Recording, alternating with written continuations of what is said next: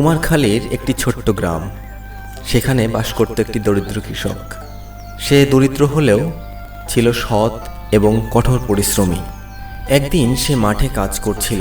খুব ক্লান্ত এবং পরিশ্রান্ত মুখে নিজে নিজেই বলছিল, আর কতদিন এভাবে চলতে হবি জানি নে, খুব খিদা লাগছে, যাই বাড়ি থেকে দুপুরের খাবারটা খাইয়ে আসি। এই বলে চাষি বাড়ির দিকে রওনা দিল। এদিকে বাড়িতে চাষির বউ পরমা রান্নাঘরে বসে রান্না করছিল। চাষি বাড়িতে গিয়ে তার বউকে বলল, পরমা, রান্না হয়েছে, খাইতে দাও তো। এই তো রান্না শেষ, তুমি হাত মুখ ধুইয়ে আসো। এখনকার মতো তো রান্নলাম, সকালে রাধার মতো বাজার নাই। কিন্তু বাজার করার মতো একটা পয়সাও তো নাই।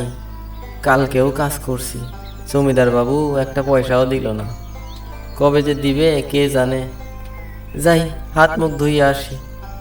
আচ্ছা শোনো, শুনেছি ওই নদীর ধারে নাকি একজন সাধু বাবা বসেন, তার আশীর্বাদে নাকি সকলের মনের ইচ্ছা পূরণ হয়। তুমি কালকে যাও না একবার তার লগে দেখা করতে, যদি তার আশীর্বাদে আমাকে কপাল ফিরে। ঠিক আছে, তুমি যেহেতু কইছো, কালকে যাবো দেখা করতে, দেখি যদি কপাল ফিরে। এই বলে চাষি হাত মুখ ধুয়ে এসে খেতে বসল।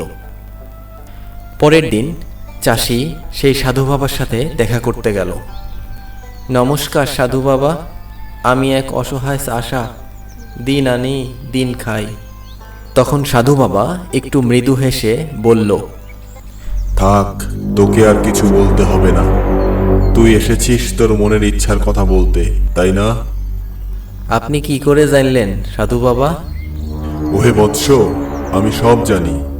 শোন, তোর ভাগ্য বদলাতে যাচ্ছে। আমি জানি তুই খুব ভালো মনের মানুষ। শোন, তোকে এক গোপন কথা বলবো, তবে শপথ কর কাউরে কিছু বলবি না। না না সাধু বাবা, আমি শপথ করতেছি, আমি কাউরে কিচ্ছু কমু না। তবে শোন, ওই জঙ্গলের ধারে এক কুয়া আছে। সেখানে গিয়ে জোরহাত করে বলবি, হে কুয়া, তোমার ভেতরে যে সম্পদ আছে তার একটু দিয়ে যাও, তখন আমি তোকে সাহায্য করব।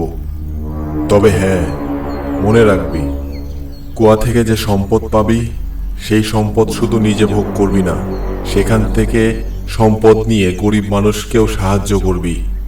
ঠিক আছে সাধু বাবা, আপনি যেভাবে বলবেন আমি সেভাবেই করমু।